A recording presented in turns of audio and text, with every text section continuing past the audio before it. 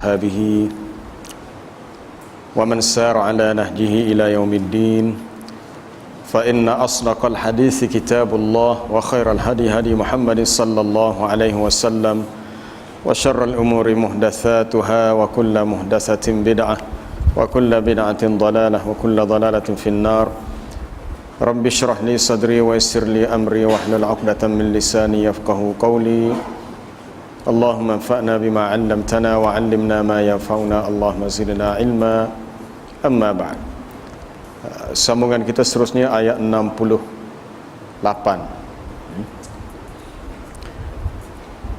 A'udzu billahi minasy syaithanir rajim.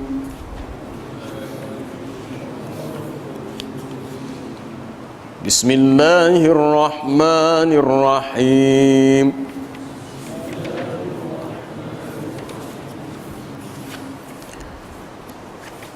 وَأَوْحَى رَبُّكَ إِلَى النَّحْلِ أَنِ اتَّخِذِي مِنَ الْجِبَالِ بُيُوتًا وَمِنَ الشَّجَرِ وَمِمَّا يَعْرِشُونَ.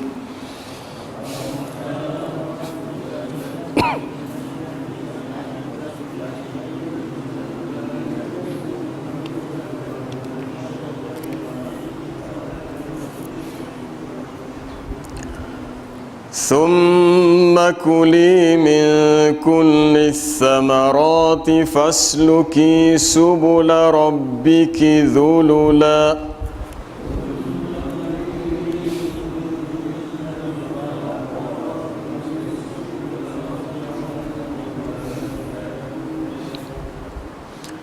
يخرج من بطونها شراب مختلف ألوانه فيه شفاء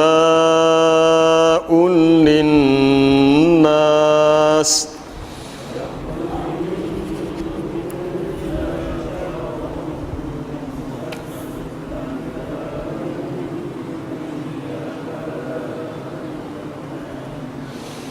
إن في ذلك لآية لقوم يتفكرون.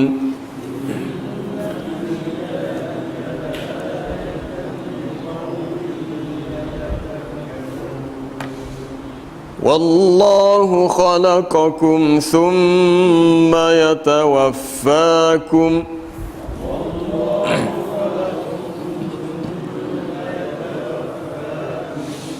ومنكم من يرد إلى أرذل العمر لكي لا يعلم بعد علم شيئا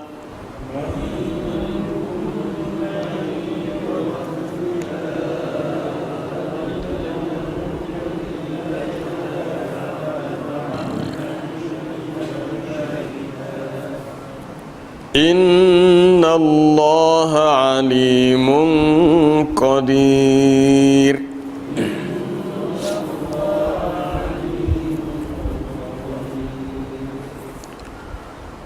وأوحى ربك إلى النحل أن اتخذي من الجبال بيوتا ومن الشجر ومما يعرشون. Dan Tuhanmu mewahyukan,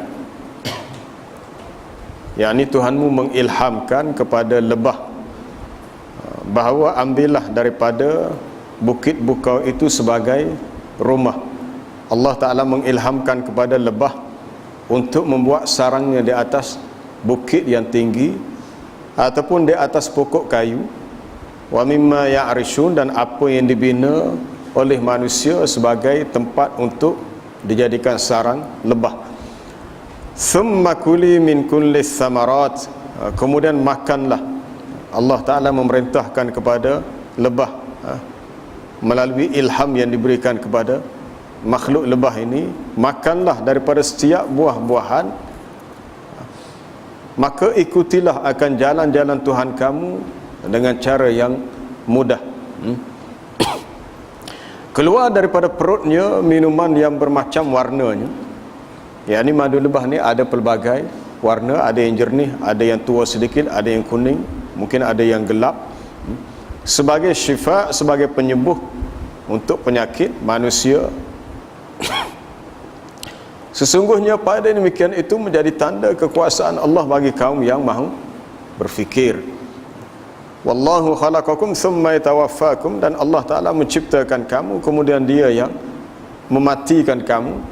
Wa minkum man yuraddu ila arzalil umur, dan di antara kamu ada orang yang dikembalikan kepada tahap umur yang sangat lanjut, umur yang sangat tua, likai la ya'lama ba'da ilmin syai'a, supaya dia tidak mengetahui sesuatu setelah dia mengetahuinya, atau dalam bahasa kita sebut nyanyuk, kembali menjadi nyanyuk. Dulu tahu, sekarang tak tahu apa-apa. Sesungguhnya Allah Ta'ala itu maha mengetahui lagi maha berkuasa.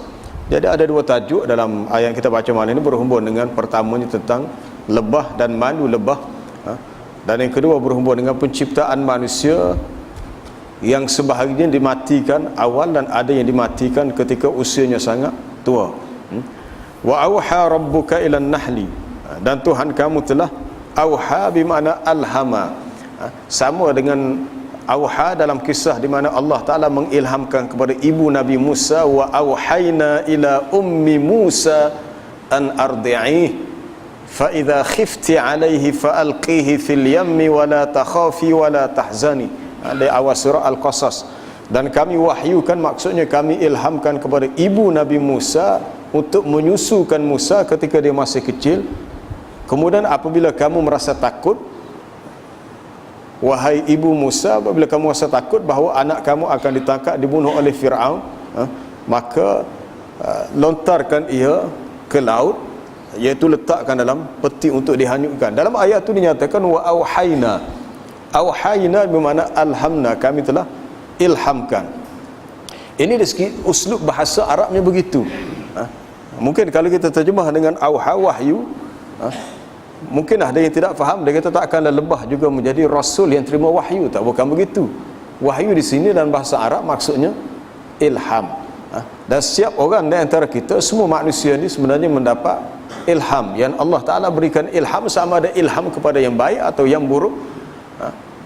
Merujuk kepada ayat wa nafsin wa ma sawwaha fa alhamaha fujuraha wa taqwaha, demi jiwa manusia dan penyempurnaannya maka Allah Ta'ala ilhamkan. Dalam ayat itu disebut ilham, alhamaha, diilhamkan kepada jiwa manusia jalan fujur dan jalan takwa, jalan keburukan dan jalan kejahatan. Dalam ayat lain disebut dengan auha, walaupun kalimah itu lain, al-kalimatani al-mutaghayyiratani, dua kalimah yang berlainan, yang berbeza, tapi membawa kepada yadullu ala makna yang wahid, menunjukkan kepada makna yang satu atau makna yang sama. Itu menunjukkan keluasan bahasa Arab dari segi uslubnya. Walaupun ada kalanya auha, wahyu itu dipakai dengan maksud wahyu yang dalam konteks wahyu di mana Allah Ta'ala memberikan perkhabaran daripada langit untuk orang yang menjadi rasul, menjadi nabi. Wa auhayna inna auhayna ilaika kama auhayna ila nuhin wan nabiyyina min ba'dih wa auhayna ila Ibrahim wa Ismail wa Ishaq, dan seterusnya. Sesungguhnya kami wahyukan kepadamu ya Muhammad sebagaimana telah kami wahyukan sebelum ini kepada Nuh dan nabi-nabi yang selepasnya. Kami wahyukan kepada Ibrahim, Musa, Isa dan nabi-nabi yang itu wahyu dalam bentuk menyampaikan perintah yang khusus, merujuk kepada perkhabaran daripada alam gaib kepada Rasul dan Nabi. Ataupun auha di sini dengan maksud ilham. Bagaimana ilham itu berlaku kita tidak tahu. Cuma nisbah kepada kita sebagai seorang manusia yang kita mungkin mendapat ilham.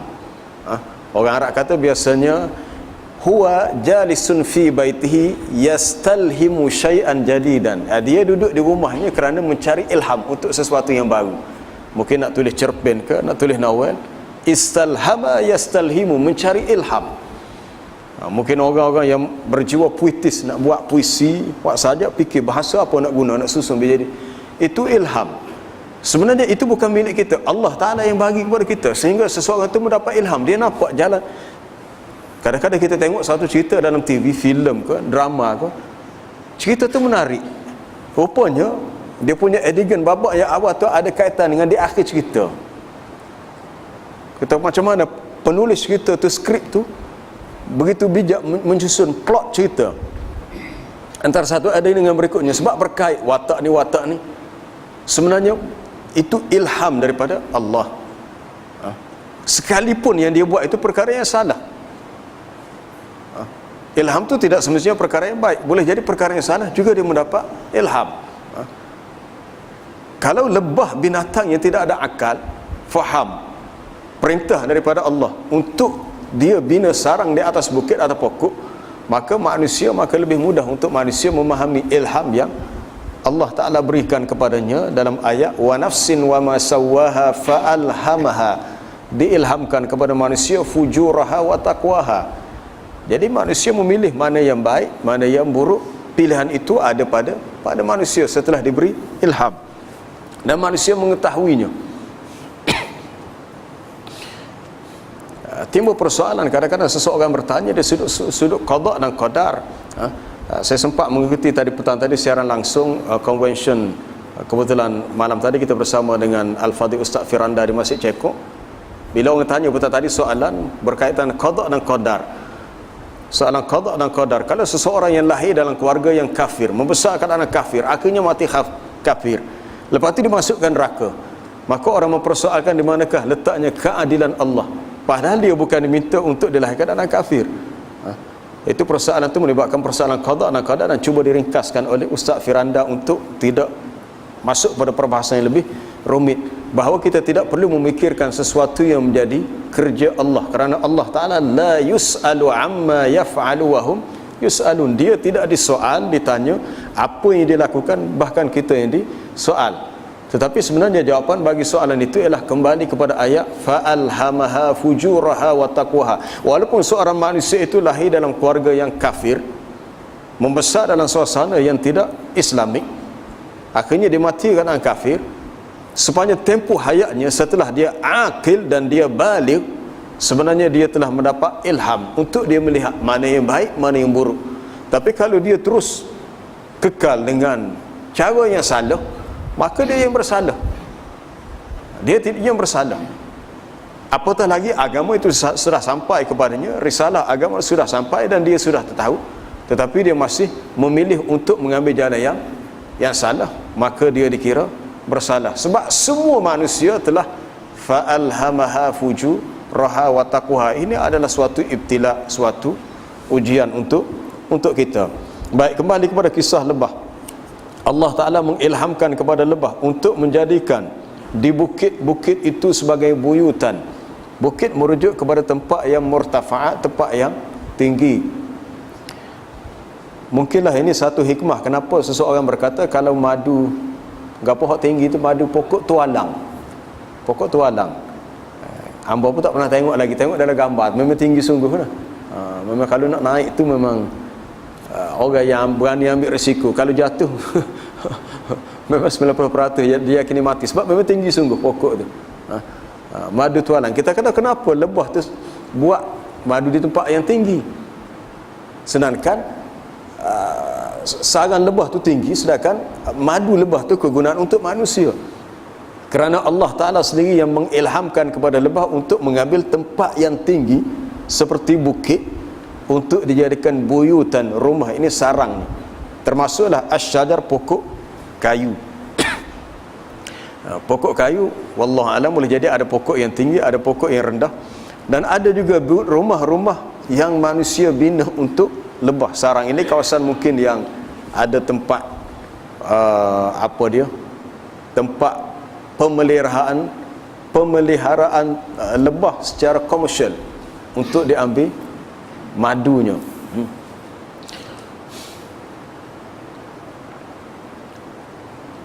Maknanya lebah ini bekerja atas perintah daripada Allah. Atas perintah daripada Allah. Untuk siapa? Untuk kita lah. Sebab kita yang nak guna madu lebah. Kemudian makanlah, thumma kuli, makanlah daripada setiap buah-buahan, dan laluilah jalan-jalan Tuhan kamu dengan cara yang mudah. Allah Ta'ala memerintahkan kepada lebah untuk mengambil buah-buahan daripada setiap jenis buah. Tidak satu tapi pelbagai jenis buah, yang akhirnya membawa kepada warna madu lebah juga bermacam-macam. Rujuk dalam ayat ayat 29 surah Fatir.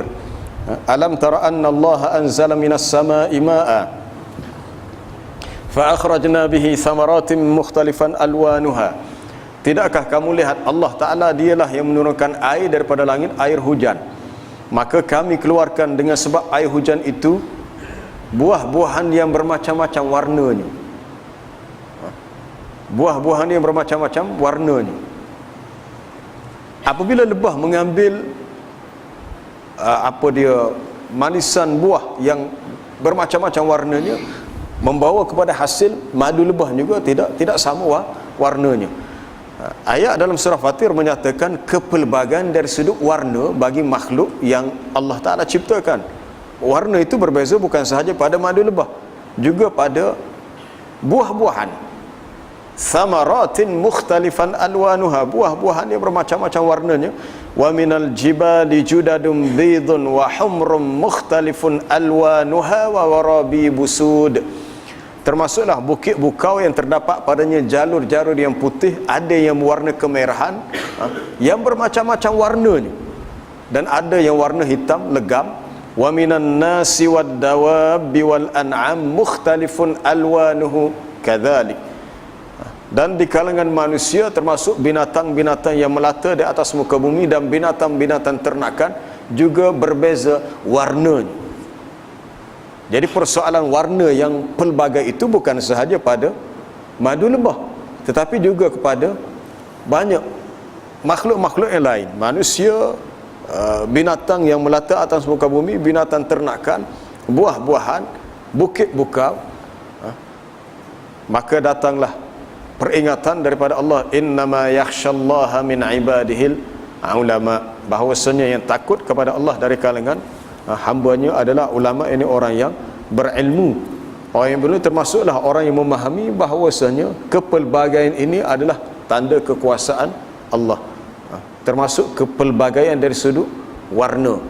Allah Ta'ala tidak menciptakan alam ini dan makhluknya dengan satu warna, tetapi dengan pelbagai warna. Keluar daripada perutnya, perut lebah itu, syarabun, minuman yang bermacam-macam warnanya, yang menjadi syifa'ul linnas, sebagai penyembuh bagi manusia.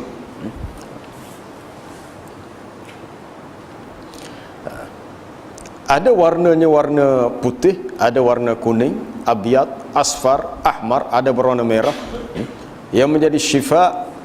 Syifa menjadi penyembuh yang memberi manfaat bagi kebanyakan penyakit manusia. Dalam hadis riwayat Ibnu Majah daripada Ibnu Mas'ud radhiyallahu anhu, Nabi sallallahu alaihi wasallam bersabda, "Alaikum bisyifa'aini." Hendaklah kamu menggunakan dua penyembuh. Dua penyembuh itu al-asal wal Quran, madu dan Al-Quran. Adapun Quran itu merujuk kepada ayat dalam surah Al-Isra, "Wa nunazzilu minal Qur'ani ma huwa syifaa'un wa rahmatul lil mu'minin." Kami menurunkan daripada Al-Quran apa yang menjadi syifa, penyembuh bagi manusia, dan juga sebagai rahmat bagi orang yang beriman, sama ada untuk penyakit yang zahir ataupun penyakit yang batin. Maka madu lebah adalah suatu alternatif yang lain untuk manusia gunakan sebagai syifa, sebagai penyembuh bagi penyakit mereka. Jadi Allah Ta'ala memberikan sifat kepada madu lebah ini dengan tiga sifat. Pertamanya, kaunuhu syaraban, keadaannya sebagai suatu minuman, sama ada an yushraba wahdah, bahawa diminum ia sahaja, atau dijadikan ia suatu minuman di samping minuman yang lain. Sama ada kita mengambil madu lebah sahaja, ataupun kita mungkin boleh combine dengan apa-apa makanan yang lain. Yang kedua, ia keadaannya bersifat mukhtaliful anwan, mukhtaliful alwan, berlainan warnanya, sama ada merah, putih, kuning. Biasanya kita jumpa biasa warna yang kuning, warna jernih, warna yang agak agak gelap sedikit, warna yang coklat sedikit. Ataupun yang ketiga, keadaannya sebagai suatu sebab lisyifa, untuk menyembuh akan kebanyakan penyakit manusia. Dalam riwayat Bukhari dan Muslim daripada Abi Sa'id Al-Khudri radhiyallahu anhu, katanya bahawa seorang lelaki datang kepada Nabi sallallahu alaihi wasallam dan berkata, inna akhi istatlaqa batnuhu, sesungguhnya saudaraku ini mengidap kesakitan, mengadu akan sakit pada perutnya. Lalu kata Nabi, isqihi asalan, berilah minum kepadanya dengan madu. Cuma tak dinyatakan sukatan minum satu sudu ke, minum satu gelas ke, itu tak disebutlah. Itu berdasarkan kepada uruf. Fadhahaba, maka pergilah lelaki itu, fasaqahu asalan, lalu diberi minum kepada saudaranya itu madu lebah. Kemudian dia datang kembali dan berberitahu, ya Rasulullah, saqaituhu asalan, saya dah beri minum kepadanya madu, yakni madu lebah, tetapi tidaklah menambahkan apa-apa kecuali bertambah sakitnya belum hilang. Kemudian dia jawab, pergilah dan berilah minum untuk kali yang kedua. Kemudian dia pergi dan sekali lagi dia memberi minum kepada saudaranya itu dengan madu lebah. Kemudian datang lagi orang yang sama, datang, dia kata, ya Rasulullah, ma zadahu illa istitlaqan, tidaklah yang menambahkan apa-apa setelah kali kedua dia ambil madu kecuali bertambah sakit perutnya. Lalu Nabi memberitahu, sadaqallah, telah benarlah Allah. Dalam Quran Allah Ta'ala beritahu bahawasanya madu lebah itu adalah syifa'ul linnas, penyembuh bagi manusia. Bagaimana kamu telah memberi minum kepadanya 2 kali tetapi sakitnya belum hilang. Sebaliknya, wa kadzaba batnu akhika, yang berdusta adalah perut saudara kamu itu. Allah menyatakan perkara yang benar dalam Quran, tetapi perut itu yang tidak benar. Pergilah dan berilah minum kepadanya madu. Setelah pergi kali ketiga, fabari'a, sembuhlah ia. Sebab tu kita biasa dengar sesuatu, apabila kita sakit, kita mengambil sesuatu, bahan, sama ada, tak kira lah obat hospital ke, obat tradisional ke, biasanya kita diberitahu peringkat awal kita akan mengalami mungkin ada sakit sikit, mungkin sistem badan kita ni akan berlawan dengan obat atau benda tu untuk peringkat awal. Kemudian peringkat yang kedua, yang ketiga, mungkin barulah datang usul penyembuhan. Kita tidak boleh anggap bahawa sekali kita guna maka terus kita akan sembuh dengan baik. Maka kita akan diuji dengan sedikit kesakitan, barulah melalui proses yang kedua sembuh. Ini biasa kita dengar dan merasakan kepada pengalaman. Dalam hadis riwayat Bukhari juga daripada Ibnu Abbas radhiyallahu anhuma, katanya, asy-syifa'u fi thalathah, penyembuhan itu berlaku dalam 3 perkara,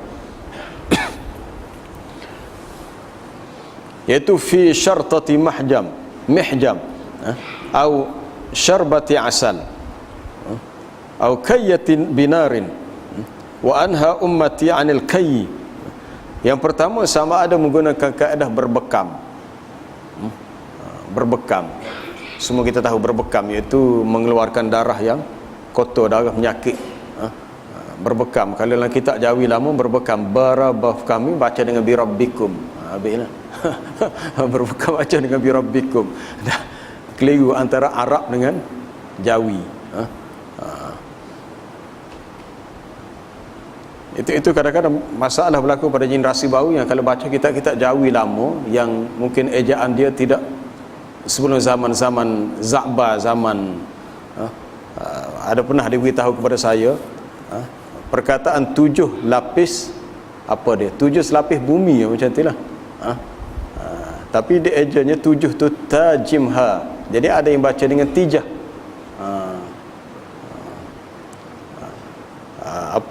Wallahualam, apa tak pasti tu. Jadi bumi bawa mim, bom, jadi tijah lepas bom. Nak ceritanya 7 lapis bumi. Baik, kembali kepada hadis ni. Ada 3 perkara Nabi sebut berhubung dengan syifa, rawatan. Pertamanya berbekam, yang kedua minum madu, dan yang ketiga menggunakan rawatan besi dengan api, besi panas. tetapi aku melarang umatku menggunakan al-kayy, kaedah besi ini.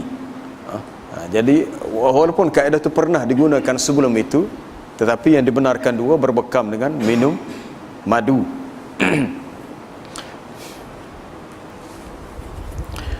Di kalangan para doktor yang moden, ada yang menyebut bahawasanya bahan-bahan kimia yang terdapat dalam madu ialah di antara 25 ila 40 glukos. Kadar glukosnya sebanyak antara 25 hingga 40%, dan ada bahan-bahan yang lain yang terdapat di dalamnya. Mungkin sebahagiannya saya boleh baca di sini. Maklumat ni mungkin betul, mungkin tidak, sebab kita tidak buat eksperimen. Mungkin berdasarkan pengalaman orang yang telah membuat uji kaji. Di antara khasiat ataupun kelebihan madu lebah, menjadikan rambut dan mata lebih sihat dan bersinar. Wallahu alam, saya pun dah lama ambil madu tapi masih lagi pakai spek mata lagi. Tak hilang lagi rabun jauh. Membantu penglihatan supaya lebih terang dan jelas. Mempercepatkan proses penyembuhan kecederaan kulit bagi kulit yang mengalami luka sebagainya. Menjadikan kulit lebih sihat, halus dan kelihatan lebih muda. Sistem penghadaman, madu lebah menguatkan sistem penghadaman dan daya tahan terhadap keracunan makanan. Memudahkan pergerakan usus semasa membuang air. Mungkin orang ada masalah sembelit, boleh ambil madu lebah. Nak tahu betul atau tidak, acu cuba teratih. Kena acu cuba terai dan test. Guna sendiri. Sistem pernafasan dan kerongkong, mujarab untuk melegakan batuk yang berpanjangan. Mungkin tidak, mungkin ya. Sebab ini berdasarkan kepada pengalaman. Apa yang dicerita ni adalah berdasarkan kepada pengalaman dan uji kaji. Kalau diminta nas Quran dan hadis, itu perinciannya mungkin tidak ada nas Quran dan hadis, hanya menyatakan secara umum syifa, sembuh penyakit yang macam mana, berapa tempoh lama, itu tidak dinyatakan. Boleh menguatkan badan wanita yang mengandung, tidak seperti setengah ubat-ubatan yang tidak boleh diambil ketika mengandung. Tetapi madu lebah adalah makanan tenaga semula jadi yang sesuai untuk ibu mengandung. Juga sebagai sumber gula alternatif yang semula jadi untuk pesakit buah pinggang dan kencing manis. Wallahu alam, ni saya kena tanya doktor, jangan tanya saya tak tahu bahagian ni. Mungkin pihak doktor telah ada buat eksperimen untuk penggunaan madu berterusan boleh mengawal kandungan gula dalam darah, mengembalikan tenaga selepas kedatangan haid atau selepas cirit-birit yang berterusan, dan akhir sekali memberi tenaga sepanjang hari dan mengurangkan pengambilan lemak. Di antara contoh madu yang disebut seperti madu tualang, yang pokok tualang lah. Madu ratu, royal jelly, propolis. Propolis ni apa? Idea apa? Idea lebah. Madu maduka. Mungkin ada satu kita sebut sekarang ni, hak sahurnya madu kelulut. Madu kelulut.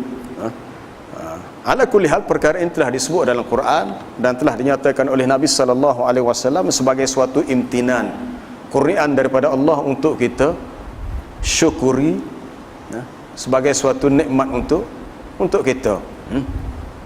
Baik.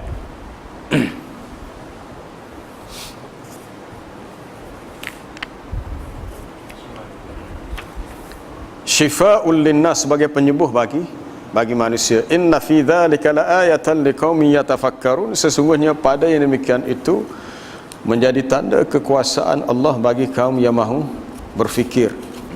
Menjadi suatu dalalah yang wadihah, tanda bukti yang jelas tentang kewujudan Allah, kekuasaannya bagi kaum yang berfikir tentang fi ajibi sun'illahi wa khalqihi, betapa ajaib dan mengkagumkan ciptaan Allah, segala apa yang dia sediakan untuk kita di alam ini. Lebah itu mendapat ilham untuk berbuat begitu sebab madu yang keluar daripada perut lebah itu bukan untuk kita. Bukan untuk dia, tapi untuk kita, bukan untuk yang lain. Saya tidak tahu bahawa mungkin ada binatang lain yang diberi minum madu. Mungkin kalau kucing kita sakit, mungkin tidak sesuai untuk diberikan madu kepadanya. Mungkin kalau ada binatang lain yang sakit, kambing ke sakit, apa sahaja, kita beri madu mungkin tak sesuai, sebab Syifa itu dinyatakan dalam Quran syifa'ul linnas. Tidak syifa'ul lil alamin atau syifa' lil makhlukin, tapi linnas. Maknanya hukum penyembuhan yang ada pada madu lebah khusus untuk manusia. Khusus untuk manusia. Huwallazi khalaqalakum ma fil ardi jami'an. Dialah Allah yang menciptakan untuk kamu apa yang ada di atas muka bumi ini, semuanya untuk kamu wahai manusia. Baik, kita pergi kepada tajuk yang kedua untuk ayat malam ni. Wallahu khalaqakum thumma yatawaffakum. Allah Ta'ala dialah yang menciptakan kamu, kemudian dialah yang telah mematikan kamu. Ada di antara kamu orang yang dikembalikan kepada umur yang sangat lanjut. Arzal itu isim tafdhil daripada kalimah razilah yang rendah, yang hina.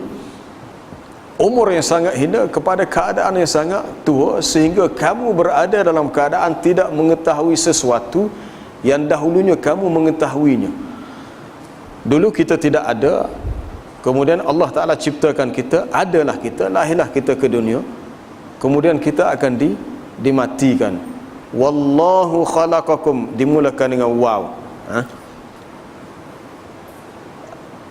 Waw itu boleh jadi waw itu waw istinaf sebagai permulaan suatu jumlah yang baru, atau waw itu boleh jadi waw ataf selain daripada madu lebah sebagai tanda kekuasaan Allah, juga kekuasaan Allah yang menciptakan kamu wahai manusia. Tetapi antara tempoh Allah Ta'ala menciptakan manusia sehingga manusia dimatikan, terdapat suatu tempoh yang lama. Ada orang yang hidup 20 tahun, ada 30 tahun, ada 40 tahun, boleh jadi ada 60, 70, 100. Tapi ghalibnya biasanya antara 60 hingga 70 lah, berdasarkan hadis dalam Sunan At-Tirmizi. Kenapakah di situ disebut dengan thumma? Wallahu khalaqakum thumma. Dan Allah Ta'ala dialah yang telah menciptakan kamu, kemudian dia mematikan kamu. Dalam bahasa Arab, kalimah thumma menyatakan litarahi, tidak lil fauri, perkara yang berlaku untuk tempoh yang jaraknya lama, tidak serta-merta. Maknanya ada senggang masa yang panjang antara manusia itu hidup sehinggalah manusia dimatikan. Tetapi ada manusia yang mungkin umurnya sangat panjang.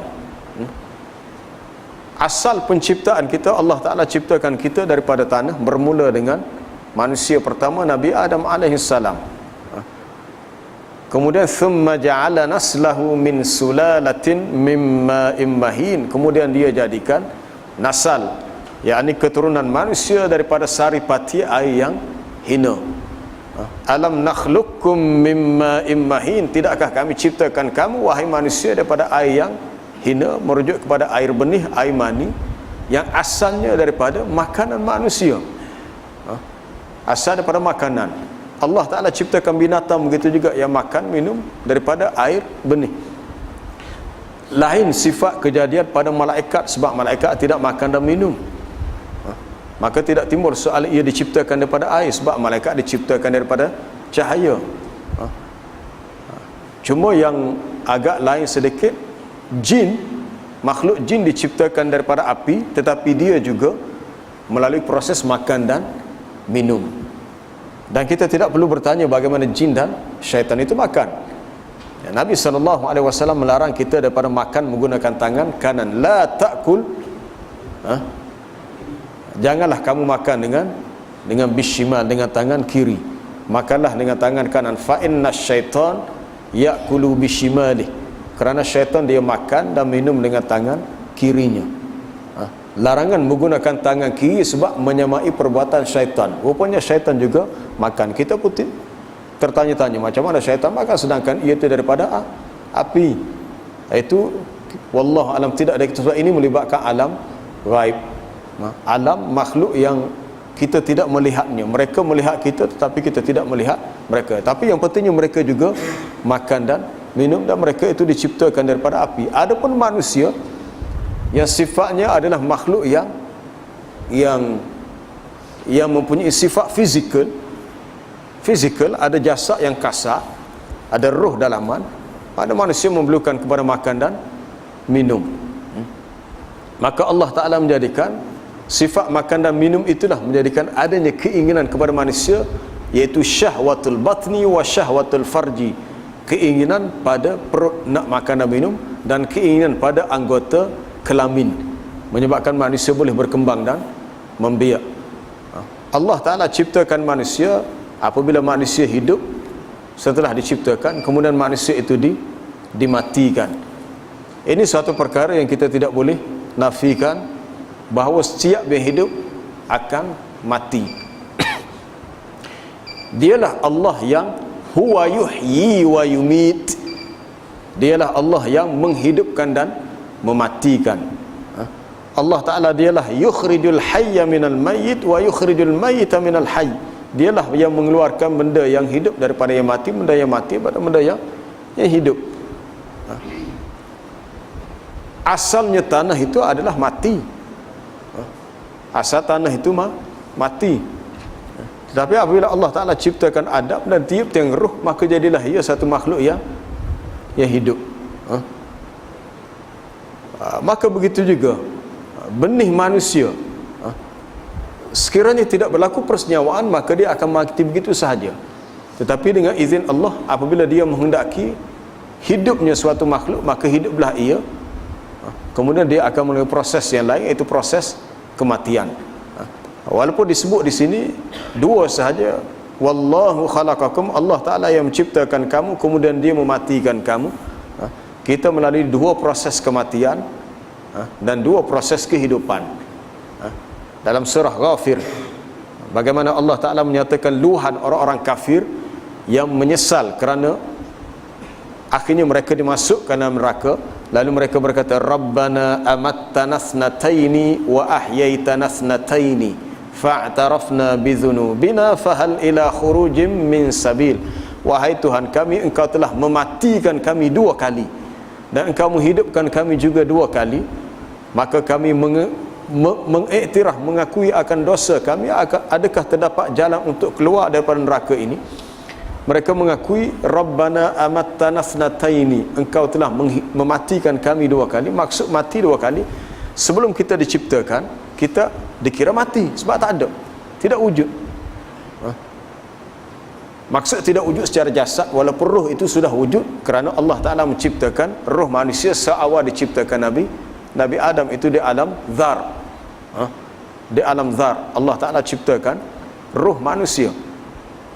Roh sudah wujud, tetapi kehidupan belum wujud sebab belum ada jasad yang lahir ke bumi. Kemudian kita hidup di dunia, kemudian kita mati dan kita akan berada di alam barzakh. Kemudian kita akan hidup sekali lagi di alam akhirat. Jadi dua kali mati dan dua kali hidup.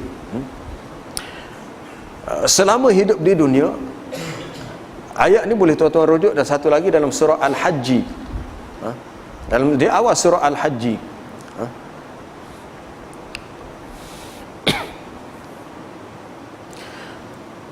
wa nukirru fil arhami ma nasha'u ila ajalin musamman thumma yukhrijukum tiflan thumma litablughu ashuddakum wa minkum man yutawaffa wa minkum man yuraddu ila arzalil umuri likay la ya'lama min ba'di ilmin syai'a.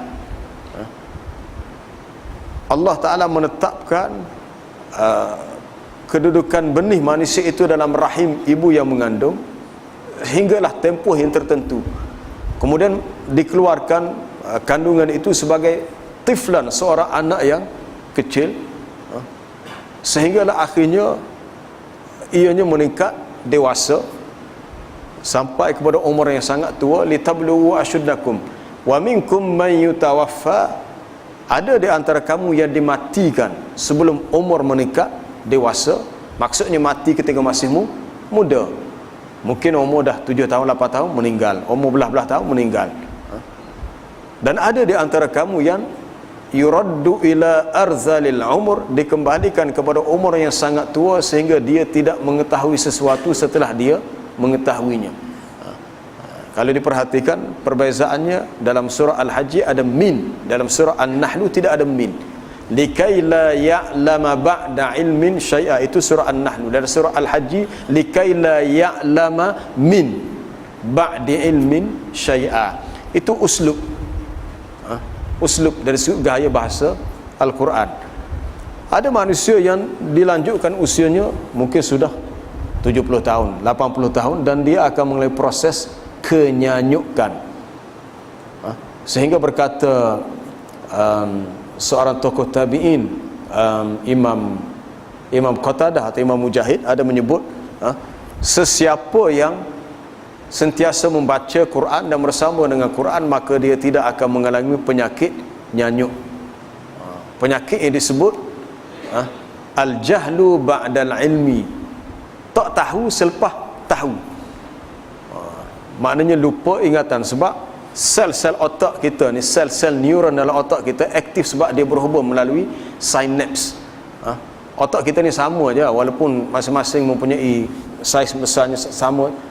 Bukan, kepintaran seseorang bukan bergantung kepada bilangan sel neuron yang ada dalam otak, tetapi bagaimana ia berfungsi, bagaimana ia boleh berhubung melalui suatu jejalu. Kalau kita macam saluran wayar api, ada sinaps, sebab dia ada getaran elektrik dalam otak kita. Serupa aja.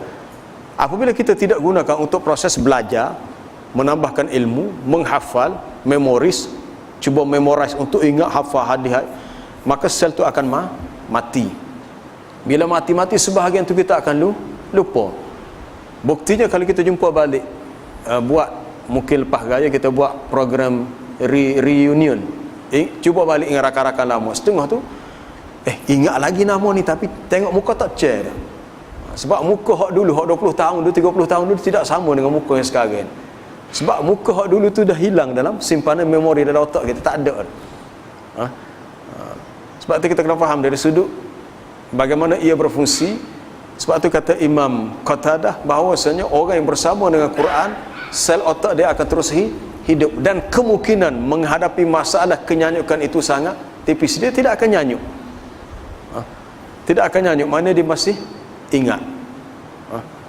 Kita boleh melihat di kalangan sahabat orang yang sangat tua seperti Anas bin Malik. Anas bin Malik umur dia hampir 110 tahun. Dalam riwayat Bukhari dalam Al-Adabul Mufrad tentang umur yang panjang, Anas bin Malik menyatakan, aku malu kepada rakan-rakanku, sahabat-sahabatku, sebab sebahagian mereka sudah meninggal dunia, tetapi aku sudah masih hidup dalam keadaan umur yang sebegini, mempunyai anak cucu yang begitu ramai. Sebab Nabi pernah mendoakan untuknya. Apa dia doa Nabi? Allahumma akthir malahu wa Allahumma atil umrahu wa akthir malahu wa waladahu. Ya Allah, panjangkanlah umurnya, perbanyakkanlah hartanya dan anaknya.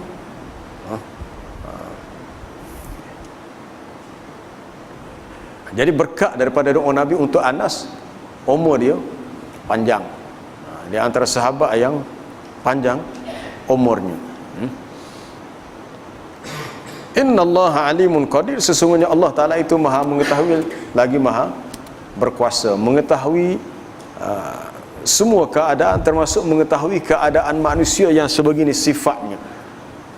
Jadi kita ni kalau bahasa Kelantan kata tak senelai lah, tak nak tunjuk nelai hebat, sebab bijak setara mana, pandai setara mana, sampai satu masa Allah Ta'ala boleh tarik kembali kepintaran kita, kepandaian kita. Kalau dia kehendaki berlaku begitu, sehingga dia lupa sebahagiannya. Kalau tuan-tuan baca dalam sejarah para ulama, di antara ulama hadis yang kontroversi, seperti Al-Imam Al-Hakim dalam kitab Al-Mustadrak, sehingga para ulama terkemudian mengatakan tidak boleh berhujah dengan hadis dalam riwayat Al-Hakim dalam Mustadrak, sebab dia menyusun hadis tu ketika umurnya sangat tua, sebab faktor usia. Sehingga dia tertukar antara hadis yang begini dengan begini, antara kesahihan ataupun tidak.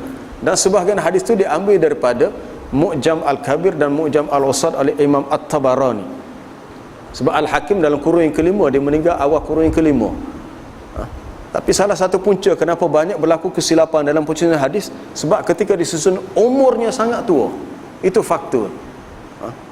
Maka di antara ulama terkemudian yang tahqiq balik hadis dalam kitab Al-Mustadrak Al-Imam Al-Hakim ialah Al-Imam Az-Zahabi.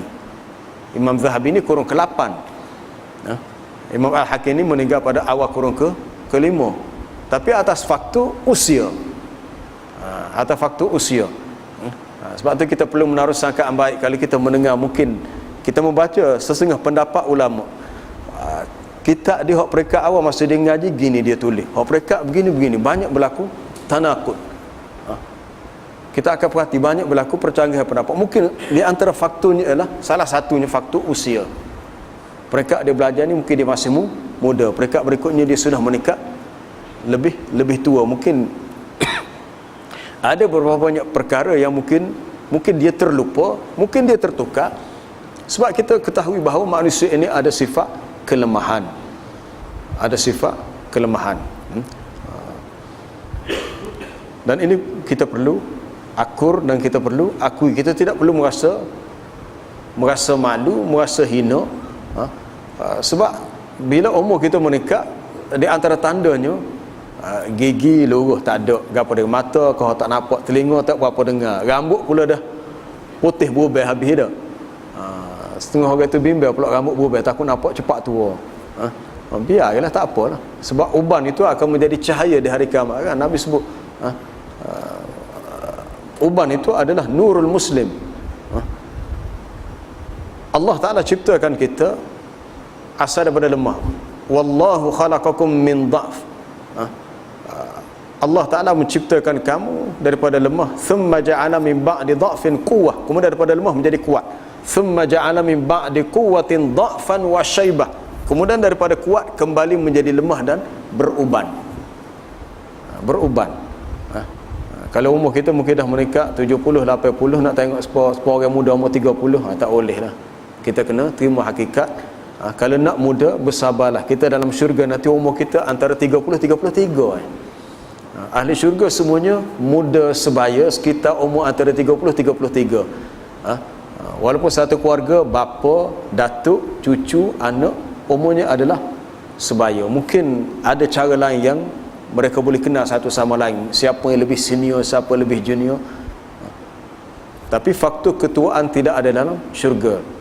Sebab kita menjadi tua kerana faktor masa. Akibat pergerakan masa, maka kita mengalami proses penuaan. Terkuat dengan ngepeng itu, gunalah produk ini untuk pencerahan kulit, sebab ia untuk antioksida lah, apalah macam-macam.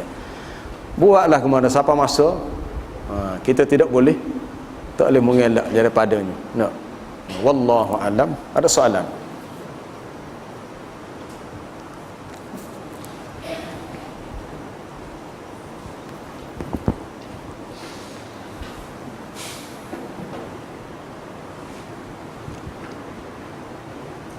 Ada soalan?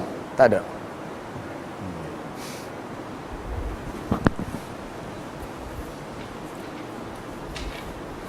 Subhanakallah bihamdika asyhadu an la ilaha illa anta astaghfiruka wa atubu ilaik.